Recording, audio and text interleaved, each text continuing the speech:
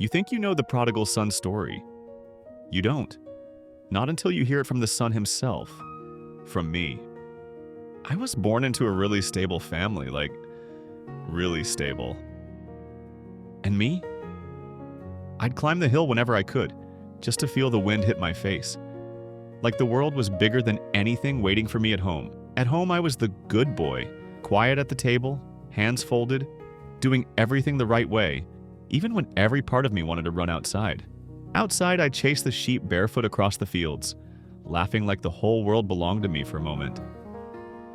I loved stepping into the mud, feeling it squeeze between my toes. Messy, warm, way more fun than being proper. I'd climb every tree I could find, trying to get high enough to see the birds, pretending I could follow them someday. And when I slipped, hurt my foot, and thought the world was ending, yeah, that's when my big brother always showed up, shaking his head like, "Really? Again?" He'd lead me deep into the forest, and I'd follow right behind him. Every path feeling like a new world. Every sound a secret waiting for us to discover together.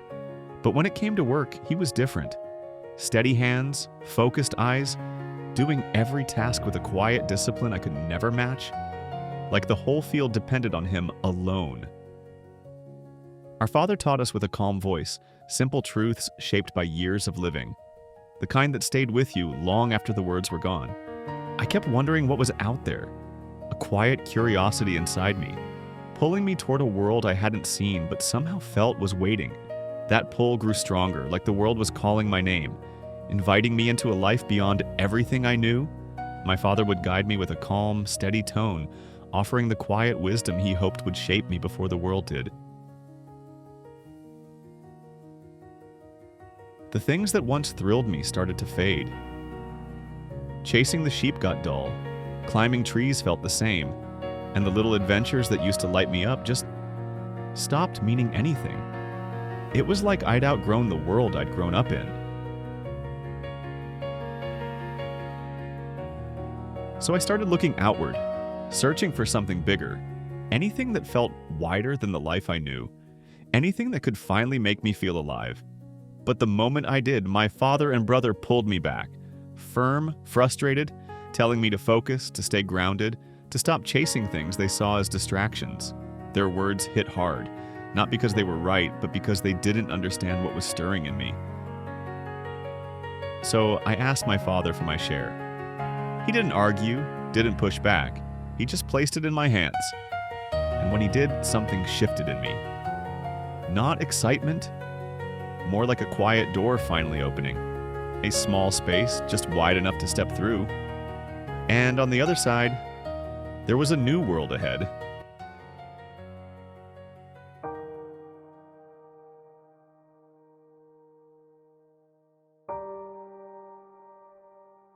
Those days passed and he stayed the same. Quiet, steady, and impossible to push off course. His presence carried a weight that didn't come from noise or effort, but from a kind of inner firmness he grew into over the years. He didn't rise or fall with the world around him. He simply held his ground, solid and unchanged, as if built from something that didn't shift.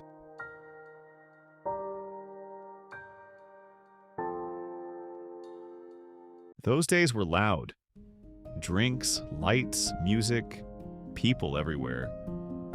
I kept moving through nights that blurred into each other, not searching for meaning, just following whatever pulled me forward.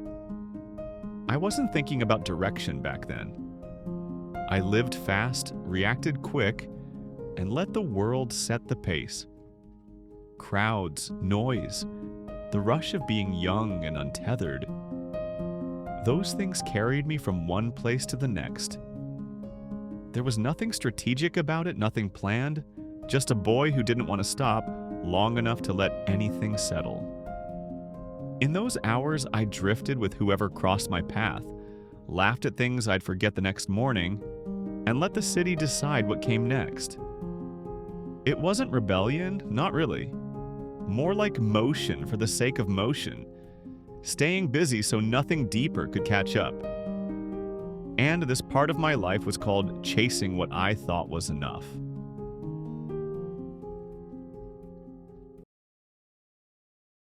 Then the famine hit. I stood in the middle of that chaos and realized I wasn't prepared for anything at all. And in that moment, for the first time, I understood something. Life doesn't always keep moving upward. It can turn without warning, drop you into a place you've never seen before, and leave you with nothing to hold on to. If life really has seasons, that time for me was winter.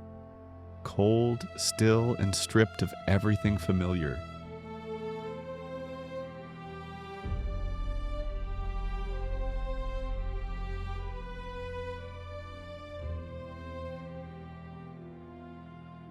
But what I didn't know was that my winter would last this long. Here I lost and here I found. Here I laughed and here I cried.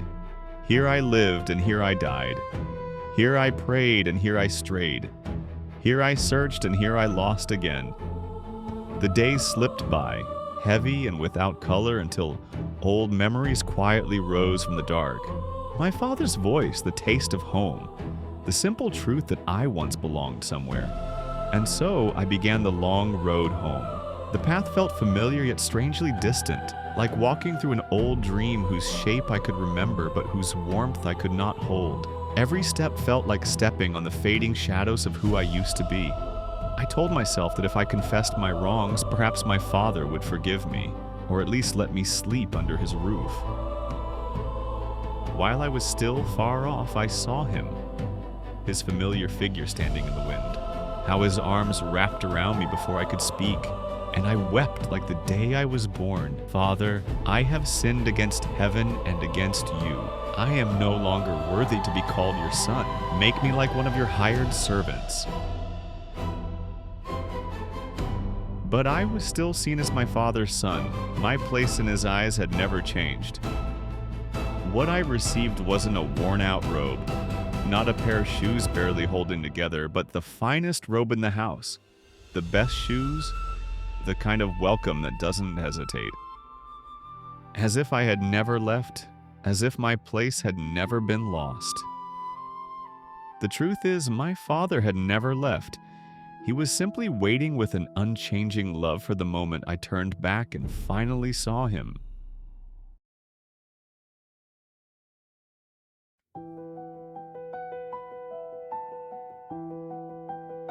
It was a warm, welcoming feast. The richest calf, the deepest crimson of the meat, the sweetest raisins, the softest white loaves, the clearest sheen of oil, the palest gold of the candlelight, the most fragrant of spices, the kind of love that speaks without words. When my brother came home and heard the celebration inside, anger hit him. He stopped at the doorway and said, "I've served you faithfully and never disobeyed, yet you never gave me anything to celebrate." But he wasted everything, and you welcome him with a feast. My father said, "My son, you are always with me, and everything I have is yours. But your brother was lost and is now found." We had to rejoice. And in that moment, my brother's anger finally began to loosen. This is my story. That no matter how far we wander, the Father always keeps a place open for us to come home. And if you've ever felt lost, maybe you'll find a bit of your own story here too.